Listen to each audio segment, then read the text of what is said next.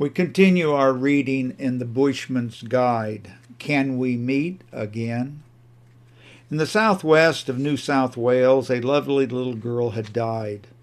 Her father was stricken with overwhelming sorrow.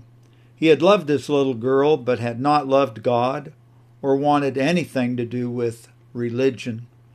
Under the terrible blow, he became bitter and uttered curses against God.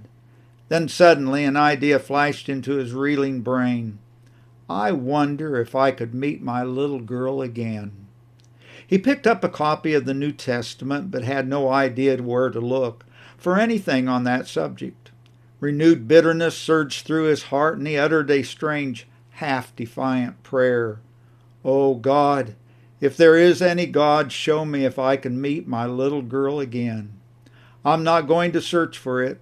If this book doesn't fall open at the place, I'm not going to bother.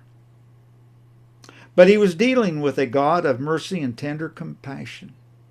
Sometime later, I saw his New Testament, a treasured possession. Around the passage where his eye fell that day was a blue pencil line.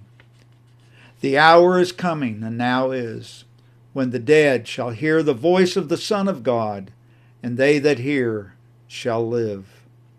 Marvel not at this, for the hour is coming in which all they that are in the grave shall hear his voice and shall come forth.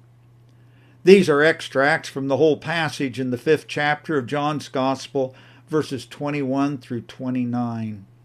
Had they appeared in letters of fire, these words could not have been more radiant to the eyes that saw them with wonder in that day of darkness.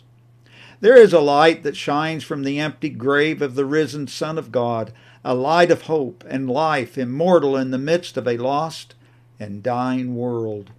The dim candles of this world's light, science, philosophy, politics, or pleasure last only for a little while, and cannot penetrate the awful darkness of the grave and of the life beyond.